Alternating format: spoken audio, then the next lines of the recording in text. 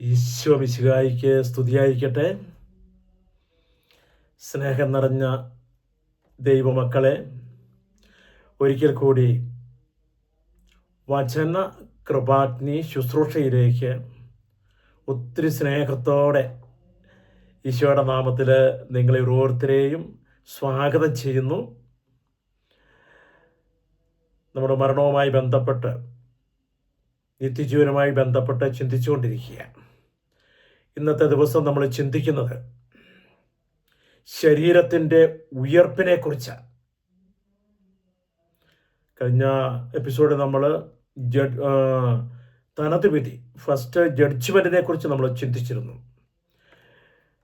നമ്മൾ ഇന്ന് ചിന്തിക്കുന്നത് ശരീരത്തിൻ്റെ ഉയർപ്പിനെ കുറിച്ചാണ്. എല്ലാ ശരീരത്തിനും ഉയർപ്പുണ്ട്. മരിച്ചുപോയ സകല മനുഷ്യരുടെയും ശരീരത്തിന് ഉയർപ്പ് ഉണ്ട്. സഭയുടെ മതബോധന ഗ്രന്ഥം 997 ഇങ്ങനെ പറയുന്നത്, എന്താണ് ഉയർത്ത എഴുന്നേൽക്കൽ? മരണത്തിൽ ശരീരത്തിൽ നിന്നുള്ള ആത്മാവിൻ്റെ വേർപാടിൽ മനുഷ്യ ശരീരം ജീർണിക്കുന്നു, ആത്മാവ് ദൈവത്തെ കണ്ടുമുട്ടാനായി യാത്രയാവുന്നു. അതേസമയം മഹത്വീകൃത ശരീരവുമായുള്ള പുനരൈക്യത്തിനായി കാത്തിരിക്കുകയും ചെയ്യുന്നു. ഉയർത്തെഴുന്നേൽപ്പിനെ കുറിച്ച് സഭ പഠിപ്പിക്കുന്ന കാര്യം ഇതാണ്. അത് തിരുവചനത്തിൻ്റെ വെളിച്ചത്തിലാണ് സഭ പഠിപ്പിക്കുന്നത്. അപ്പോൾ എല്ലാ ശരീരത്തിനും ഉയർപ്പുണ്ട്. ശരീരം ആത്മാവിൽ നിന്ന് വേർപെടുന്നു. ശരീരം ജീർണിച്ചത് മണ്ണിലേക്ക് ചേരുന്നു. ആത്മാവ് ദൈവത്തെങ്കിലേക്ക് പോകുന്നു.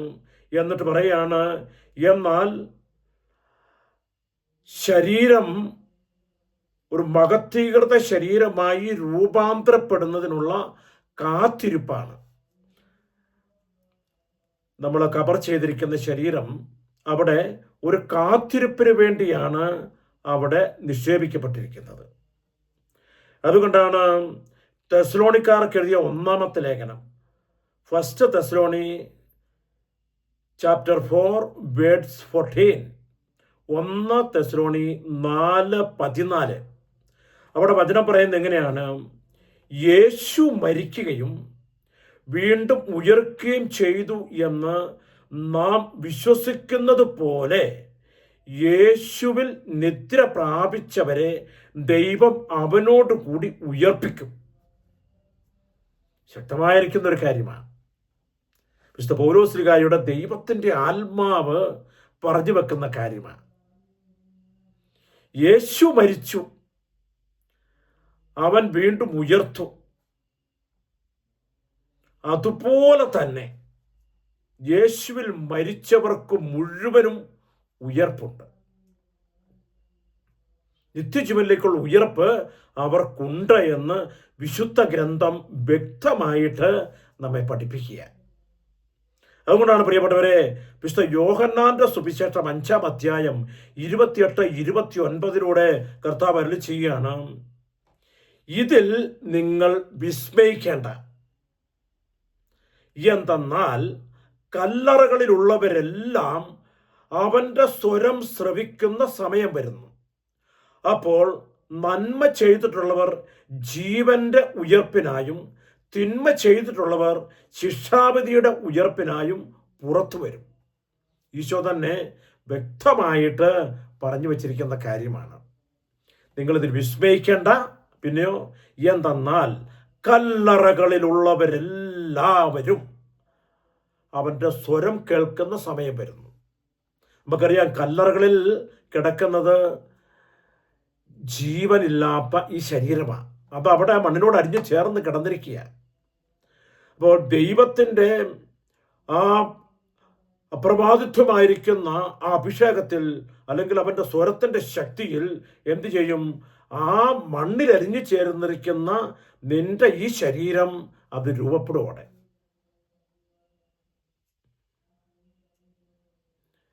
ഉൽപ്പത്തി നമുക്ക് കാണാൻ സാധിക്കുന്നുണ്ട്. കർത്താവ് മണ്ണുകൊണ്ട് ഒരു പ്രതിമ രൂപീകരിക്കുകയും ഇത് പൂഴി കൊണ്ടാണ് അതിൻ്റെ നാസാരന്ധ്രങ്ങളിലേക്ക് നിശ്വസിക്കുകയും ചെയ്തപ്പോൾ അത് ജീവൻ പ്രാപിച്ചു. ഇതുപോലെ തന്നെ മരിച്ചുപോയ മനുഷ്യ ശരീരവും ജീവൻ പ്രാപിക്കും. അപ്പൊ അവിടെ ജീവൻ പ്രാപിച്ചത് എങ്ങനായിരുന്നു?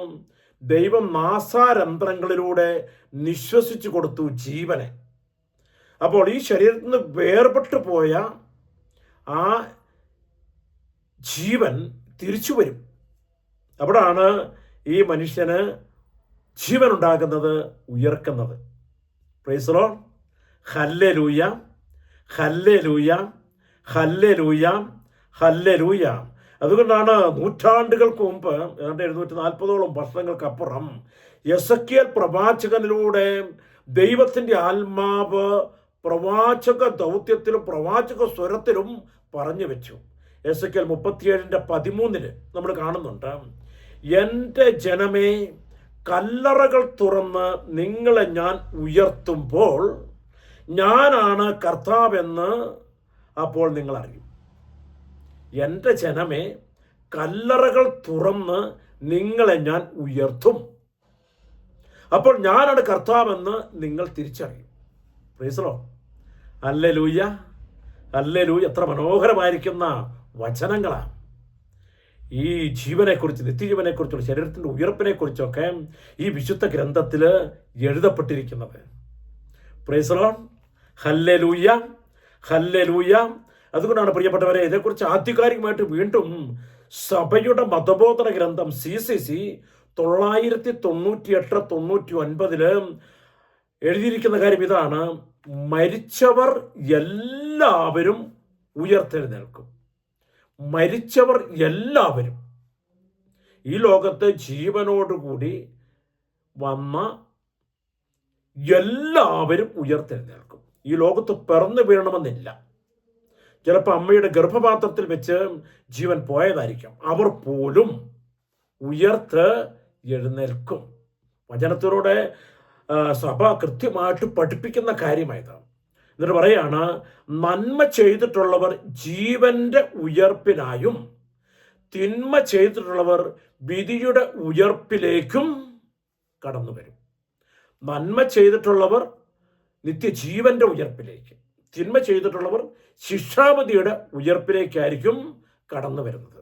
എന്നിട്ട് 99 പറയുകയാണ്, CCC 999 പറയുകയാണ്, എല്ലാവരും, ശ്രദ്ധിച്ച് കേൾക്കേണ്ട കാര്യമാണ്, എല്ലാവരും ഇപ്പോൾ ധരിച്ചിരിക്കുന്ന ശരീരത്തോടെ, എല്ലാവരും ഇപ്പോൾ ധരിച്ചിരിക്കുന്ന ശരീരത്തോടെ ഉത്ഥാനം ചെയ്യും, ഉയർത്തെഴുന്നേൽക്കും. എന്നിട്ട് പറയാണ്, എന്നാൽ മഹത്വപൂർണമായ ശരീരമായി രൂപാന്തരപ്പെടും, ആധ്യാത്മിക ശരീരമായിട്ട് മാറും. ഓ ഹല്ലേലൂയ, ഹല്ലേലൂയ. എത്ര ജീവനാ! ഈ എഴുതപ്പെട്ടിരിക്കുന്ന കാര്യം കേൾക്കുമ്പോൾ തന്നെ ഒരു പ്രത്യേക ജീവന്റെ അഭിഷേകമല്ലേ നമ്മളിലേക്ക് കടന്നു വരുന്നത്.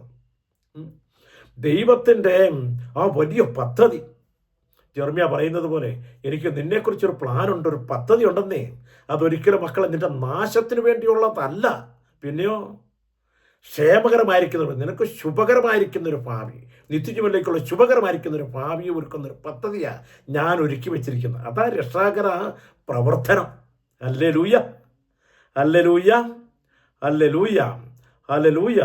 അപ്പോൾ എങ്ങനെയാണ് നമ്മൾ ഉയർക്കുന്നതെന്ന് പറയുന്നുണ്ട്.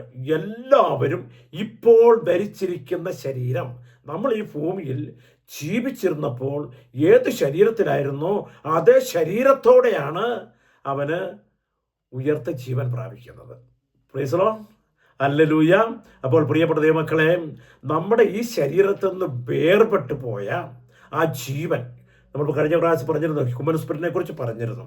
ആ മനുഷ്യ ജീവൻ, മനുഷ്യ ആത്മാവ് എങ്ങോട്ട് വരും? നമ്മളിലേക്ക് അന്ന് ആദത്തിൽ ഊതി കൊടുത്തുവെങ്കിൽ പുരുഷനിലൂടെ, ഇന്ന് ഈ കാലഘട്ടത്തിൽ പുരുഷൻ നിക്ഷേപിച്ചിരിക്കുന്ന ജീവൻ പകർന്ന് നൽകപ്പെട്ടു വളർന്നു. ആ ജീവൻ അത് മരിച്ചപ്പോൾ എടുക്കപ്പെട്ട് കഴിഞ്ഞപ്പോൾ ആ ജീവൻ എങ്ങോട്ട് വരികയാണ്? വീണ്ടും ഈ ശരീരത്തിലേക്ക് കടന്നു വരും, ദൈവം അനുവദിച്ച നിമിഷം. Price the lord. ഹല്ലേലൂയ. അപ്പോൾ ആ ശരീരം അവിടെ ജീവൻ പ്രാപിക്കും. ഹല്ലേലൂയ. അപ്പോൾ ജീവൻ പ്രാപിക്കും. ശരീരത്തിൽ നമ്മൾ ഈ ഭൂമിയിൽ ജീവിച്ചിരുന്ന ശരീരമുണ്ട്, ഇപ്പം നമ്മൾ ഈ കാണുന്ന ശരീരം, അതേ ശരീരത്തോടെ. എത്ര മഹത്കരമായിരിക്കും. Praise the lord. ഹല്ലേലൂയ. നമുക്കറിയാം ബൈബിളിനകത്ത് മരിച്ചവരെ അനേകരെ കർത്താവ് ഉയർത്തിയിട്ടുണ്ട്, അല്ലേ?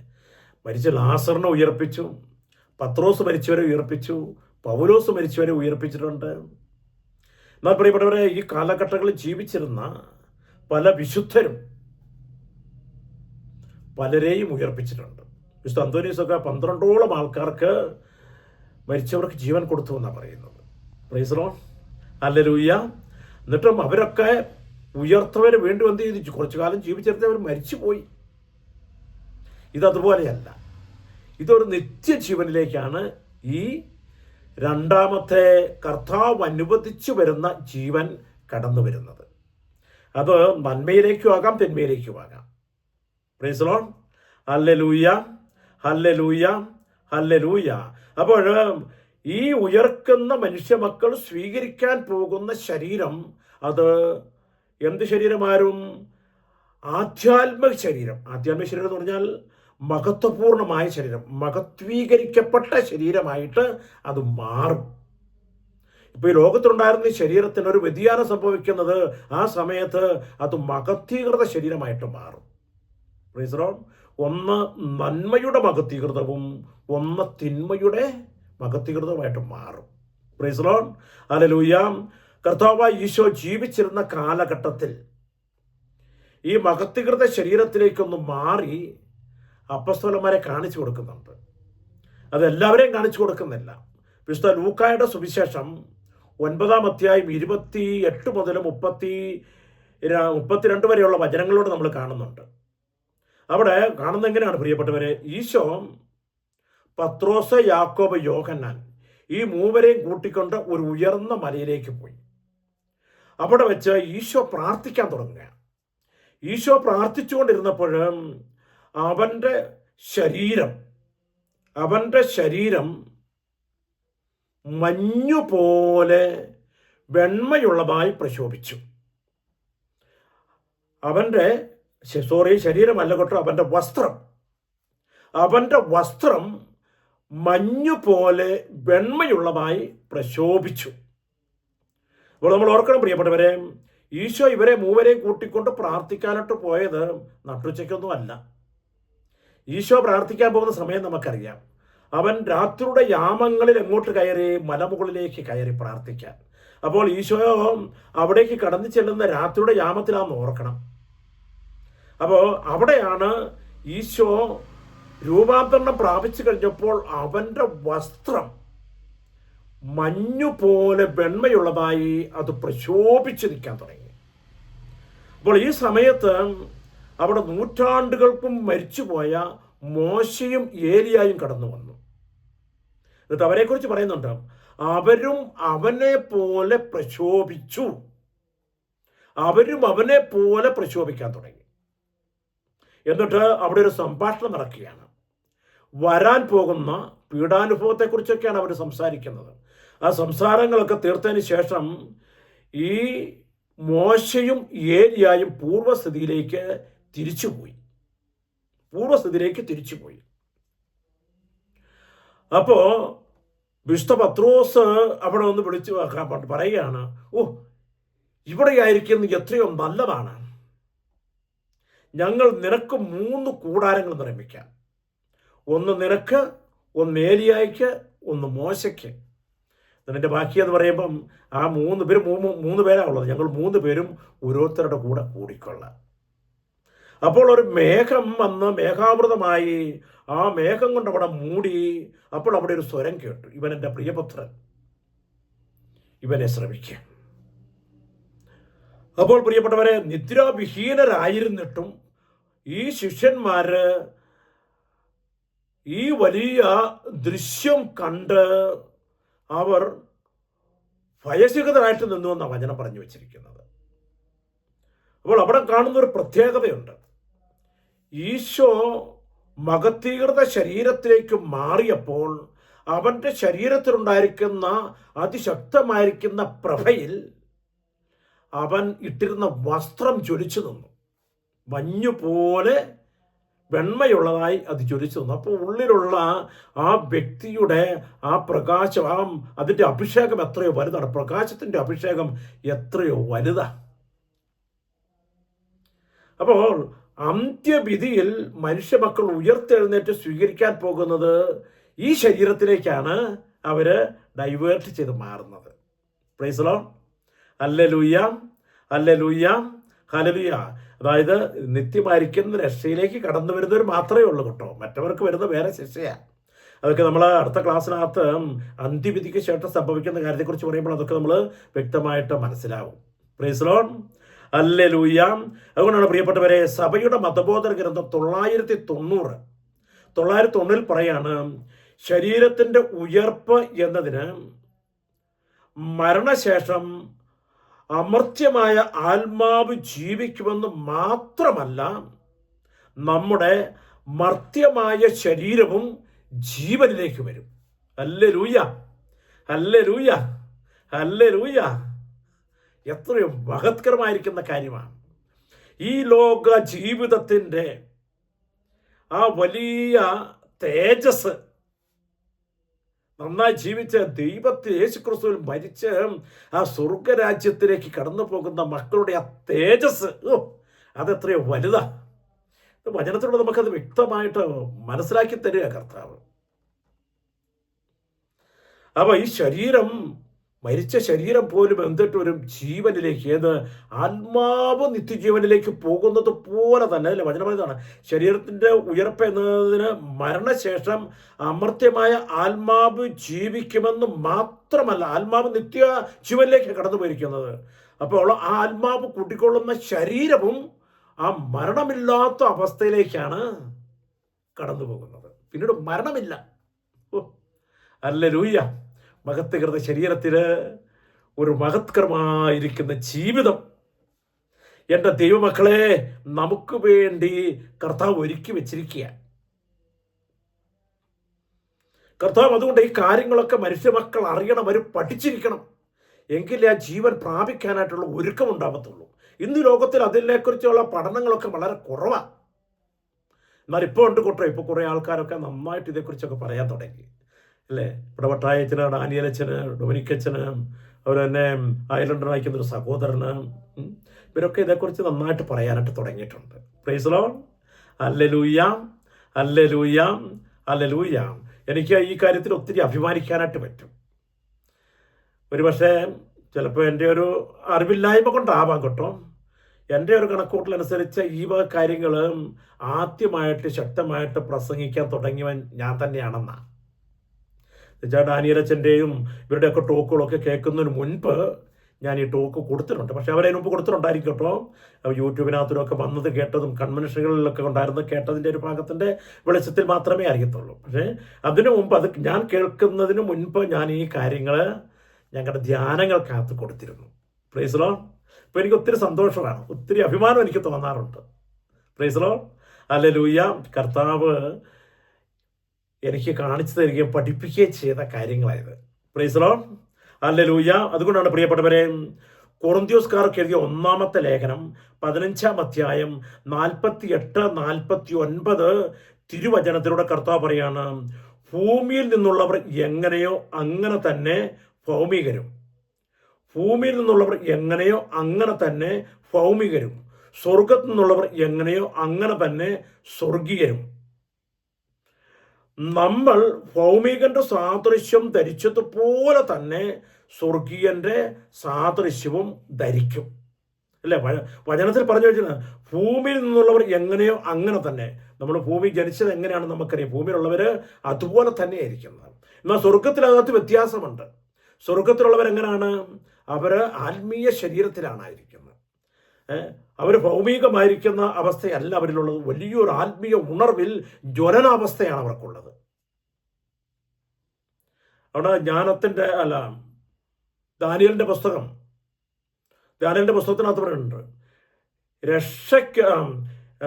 ഈ ലോകത്ത് നിന്ന് മരിച്ചു സ്വർഗത്തിലേക്ക് പോയവരെ കുറിച്ച് പറഞ്ഞിരിക്കുകയാണ്.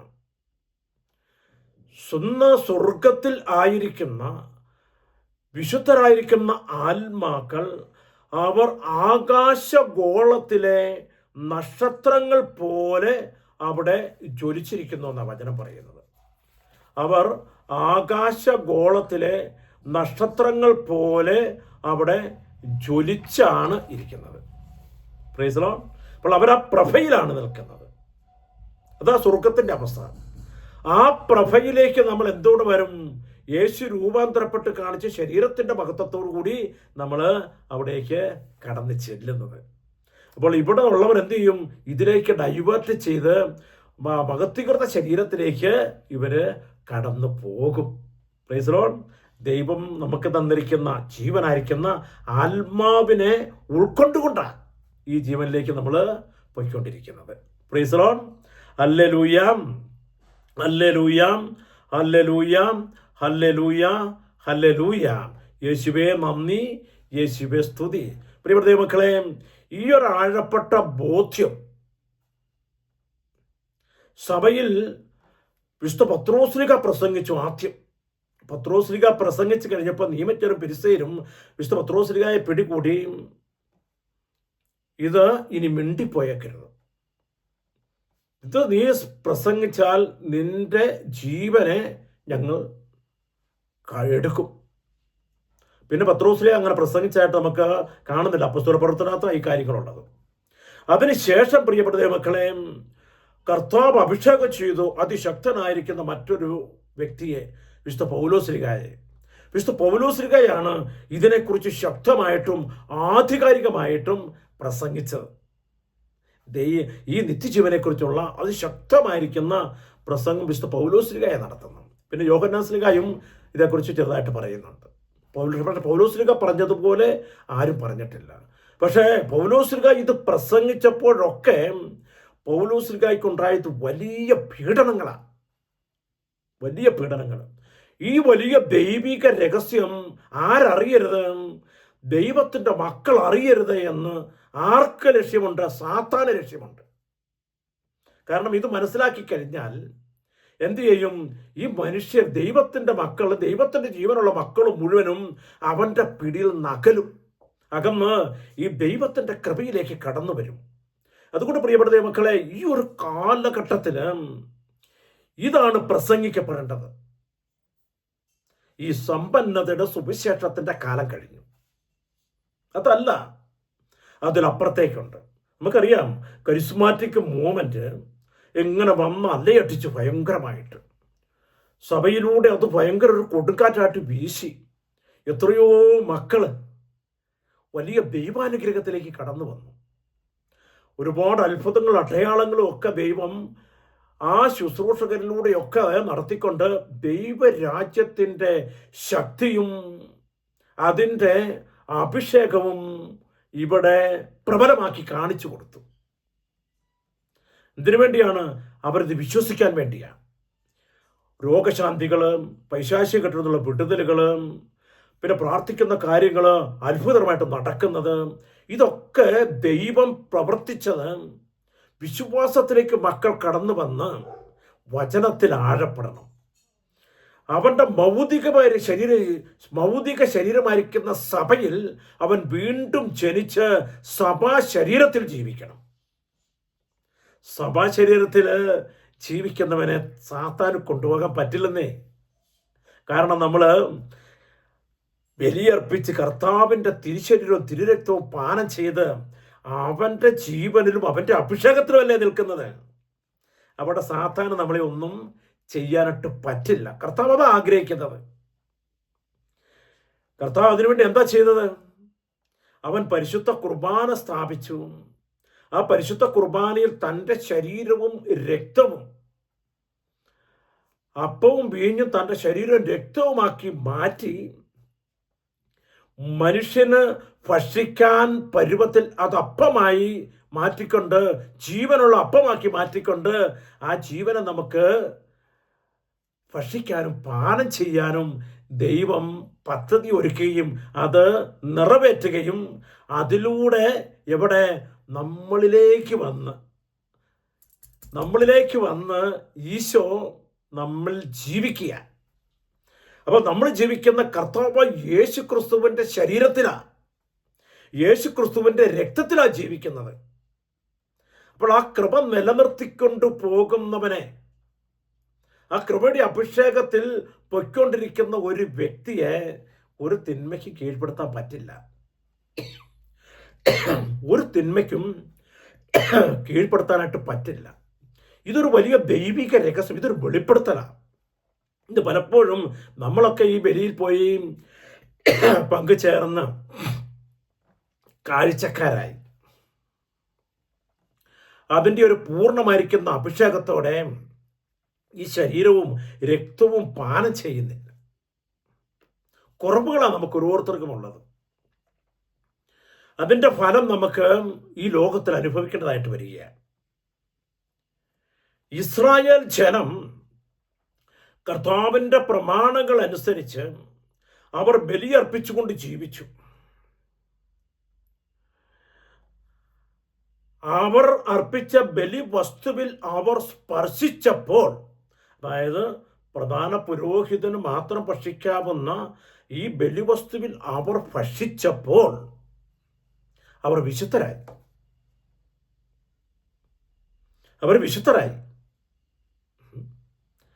അപ്പോ ഈ ബലിവസ്തു നമ്മൾ ഭക്ഷിച്ച് പാനം ചെയ്ത് നമ്മളിലേക്ക് ഇത് കടന്നു വരുന്നു. ഈശോയുടെ യഥാർത്ഥ ശരീരം, മൃഗമാണെന്ന് ഓർക്കണം. ഇത് കർത്താവിൻ്റെ യഥാർത്ഥ ശരീരവും രക്തവുമാണ്. നമ്മൾ സ്വീകരിച്ച് പാനം ചെയ്ത് നമ്മളിലേക്ക് അത് നിറയുമ്പോൾ, പ്രിയപ്പെട്ട ദൈവമക്കളെ, നമ്മളുടെ ശക്തിയോ നമ്മളുടെ അഭിഷേകമോ നമ്മളിലേക്ക് ഒഴുകുന്ന കൃപയോ നമുക്ക് മനസ്സിലാവുന്നില്ല എന്നുള്ള ഒരു സത്യം. ഇതൊന്നും തിരിച്ചറിയാനായിട്ട് പറ്റുന്നില്ല എന്നുള്ളതാണ് ഒരു സത്യം. ഇതൊക്കെ നമ്മൾ ആഴപ്പെടണം. ആ പരിശുദ്ധ കുർബാനയുടെ മഹത്വവും അതിൻ്റെ ശ്രേയസ്സും എത്രയോ വലുതാണ്. ഇതാ ഏറ്റവും വലിയ ആരാധന. അപ്പോൾ അവിടെ ആരാധിക്കേണ്ടത് എങ്ങനെയാണ്? ആത്മാവിലും സത്യത്തിലും ആരാധിക്കണം. ആത്മാവിൻ്റെ നിറവോട് കൂടി. സത്യം ലോകത്തിൻ്റെ, പിശാചിൻ്റെ പിടിയിൽ നകന്ന് ജഡം, ലോകം, പിശാച്, ഈ 3 ശക്തികളുടെ പിടിയിൽ നിന്ന് വിമോചിച്ച് നീ ദൈവത്തെ ആരാധിക്കട്ടെ. അവിടെയാണ് ആരാധനയുടെ മഹത്വം ഇറങ്ങി വരുന്നത്. അവിടെയാണ് ആരാധനയിൽ ദൈവം ഇറങ്ങി വന്ന അത്ഭുതങ്ങൾ, അടയാളങ്ങൾ നമ്മുടെയൊക്കെ ജീവിതത്തിൽ സംഭവിക്കുന്നത്. ഓരോ ശുശ്രൂഷയിലും പ്രിയപ്പെട്ട ദൈവമക്കളെ ഇതൊക്കെയാണ് സംഭവിക്കുന്നത്. അപ്പോൾ ആ പരിശുദ്ധ കുർബാനയ്ക്കും അതിൻ്റെ ആരാധനയ്ക്കും നമ്മൾ കൊടുക്കേണ്ട വില എത്രയോ വലുതാണ്. വെളിപാട് പുസ്തകത്തിൽ നമ്മൾ കാണുന്നുണ്ട്, സ്വർഗീയ സിംഹാസനത്തിൽ ദൈവം ഉപേക്ഷനായപ്പോഴത്തേക്കും അവിടെ ഉണ്ടായിരുന്ന മുഴുവനും കമിഴ്ന്നു വീണ് ദൈവത്തെ ആരാധിച്ചു. ഓർക്കണം, പറയും, കമിഴ്ന്നു വീണ് ദൈവത്തെ ആരാധിച്ചു. പ്രവാചകന്മാരെ നമ്മൾ കാണുന്നുണ്ട്. കർത്താവിനെ ദർശിച്ച നിമിഷം എസെക്കിയേല് കമിഴ്ന്നു വീഴുക, ദാനിയേല് കമിഴ്ന്നു വീഴുകയാണ്. എന്നിട്ട് ആ ദൈവത്തെ ആരാധിക്കുക. അപ്പോൾ നമ്മൾ ഓർക്കണം, ഈ കമിഴ്ന്നു വീഴുക എന്ന് പറയുമ്പോൾ നമ്മൾ എത്രമാത്രം അതിനെ ഉൾക്കൊണ്ടു, എത്രമാത്രം അതിൻ്റെ അഭിഷേകം ഏറ്റു. അപ്പം നമുക്ക് കുമ്പിട്ടു പോകും, കമിഴ്ന്നു വീണ് കാൽക്കൽ വീണു പോകും. അതാ യഥാർത്ഥത്തിലുള്ള ആരാധന എന്ന് പറയുന്നത്. അപ്പോഴാണ് നമ്മൾ ഹൃദയം തുറന്നുള്ള ആരാധന എന്ന് പറയുന്നത്. ഈ ആരാധനയിലേക്ക് വരുമ്പോഴാണ് പ്രിയപ്പെട്ട ദൈവമക്കളെ വലിയൊരു അഭിഷേകത്തിൻ്റെ കൃപ നമുക്ക് കിട്ടുന്നത്. അതുകൊണ്ട് പ്രിയപ്പെട്ട ദൈവമക്കളെ, ഈ മഹത്വീകൃത ശരീരമായിട്ട് നമ്മൾ മാറാൻ നമ്മുടെ ശരീരത്തിന് ഉയർപ്പുണ്ട്, സത്യമായിട്ടും ഉയർപ്പുണ്ട്. ഈ ഒരു വലിയ സത്യം മക്കളെ നമ്മുടെ ഹൃദയത്തിൽ ഉറപ്പിക്കട്ടെ. അടുത്ത എപ്പിസോഡിൽ നമ്മൾ അന്ത്യവിധിയിൽ എന്താണ് സംഭവിക്കുന്നത് എന്നും കൂടെ നമ്മൾ കണ്ടുകൊണ്ടാണ് ഈ മരണവും അതോടൊപ്പം തന്നെ ജഡ്ജ്മെൻറ്റും ശരീരത്തിൻ്റെ ഉയർപ്പും അന്ത്യവിധി ശേഷമുള്ള ജീവിതത്തെക്കുറിച്ചുള്ള ഈ ടോപ്പിക്ക് നമ്മളൊന്ന് പൂർത്തീകരിക്കുന്നത്. വളരെ ചെറുതായിട്ട് നമ്മൾ അരമണിക്കൂറിൻ്റെ ചെറിയ ടോക്കുകളായിട്ടാണ് നിങ്ങൾക്ക് തന്നിരിക്കുന്നത്. ഇത് മതി. അതിലൂടെ നമുക്ക് ആ ഒരു വലിയ ബോധ്യത്തിലേക്ക് കടന്നു വരാനായിട്ട് സാധിക്കും. തീർച്ചയായിട്ടും മക്കളെ, നിങ്ങളെ ദൈവം ഇതിലൂടെ സമൃദ്ധമായിട്ട് അനുഗ്രഹിക്കും. ഇത് കേട്ട അനേകം മക്കൾ ആ ദൈവത്തിൻ്റെ കൃപയിലേക്ക്, നിത്യമായിരിക്കുന്ന സ്വർഗരാജ്യത്തിലേക്ക് കടന്നു വരും. എനിക്ക് നല്ല വിശ്വാസമാണ്. ഹല്ലേലൂയ. അപ്പം ദൈവം നിങ്ങളെ ഓരോരുത്തരെയും സമൃദ്ധമായിട്ട് അനുഗ്രഹിക്കട്ടെ എന്ന് പ്രാർത്ഥിക്കുകയാണ്. നിങ്ങൾ ഈ വീഡിയോ കേട്ടതിന് ശേഷം നിങ്ങൾ മാക്സിമം ആൾക്കാർക്ക് ഇത് ഷെയർ ചെയ്ത് കൊടുക്കണം കേട്ടോ. എല്ലാവരും ഒന്ന് അറിയാൻ വേണ്ടി, എനിക്കുള്ള മഹത്വത്തിന് വേണ്ടിയല്ല, കർത്താവ് മഹത്വപ്പെടട്ടെ. ഈശോയ്ക്ക് മഹത്വം ഉണ്ടാകും അതിലൂടെ. നിങ്ങൾക്ക് വലിയ കൃപ കർത്താവ് അതിലൂടെ തരും. ഈ ദൈവിക സത്യങ്ങൾ മനുഷ്യമക്കൾ അറിയുമ്പോഴത്തേക്കും. അതുകൊണ്ട് ഇത് എല്ലാവർക്കും നിങ്ങൾ മാക്സിമം ഷെയർ ചെയ്ത് കൊടുക്കുക. എല്ലാ പ്രാവശ്യവും പറയുന്നത് പോലെ ആർക്കെങ്കിലും ഏതെങ്കിലും വിധത്തിലുള്ള പ്രാർത്ഥനാ സഹായത്തിന് എന്നെ വിളിക്കണമെന്ന് തോന്നുകയാണെങ്കിൽ നിങ്ങൾക്ക് വിളിക്കാം. എൻ്റെ മൊബൈൽ നമ്പർ 97 44 93 79 97. ഈ നമ്പറിൽ വിളിച്ചു കഴിഞ്ഞാൽ ഞാൻ ഏതെങ്കിലും ശുശ്രൂഷയിലാണെങ്കിൽ അല്ലെങ്കിൽ എടുക്കില്ല. അതല്ലാത്ത എന്നിട്ട് ഞാൻ തിരിച്ചു വിളിച്ചിരിക്കും. എന്നെ ആര് വിളിച്ചാലും ഞാൻ തിരിച്ചു വിളിച്ചിരിക്കും. തിരിച്ചു വിളിക്കുക എന്ന് പറയുമ്പോൾ 2 തവണ ഞാൻ വിളിക്കും, 2 പ്രാവശ്യമായിട്ട്. അത് കഴിഞ്ഞ് എടുത്തില്ലെങ്കിൽ പിന്നെ അവർ വിളിക്കട്ടെ എന്ന് വെക്കത്തേ ഉള്ളൂ. Price the Lord. ദൈവം നിങ്ങളെ ഓരോരുത്തരെയും സമൃദ്ധമായിട്ട് അനുഗ്രഹിക്കട്ടെ. എല്ലാ മഹത്വവും ദൈവത്തിന് കൊടുത്തുകൊണ്ട് ദൈവരാജ്യം ഇവിടെ പ്രബലപ്പെടട്ടെ. Amen, amen. Hallelujah, hallelujah, hallelujah.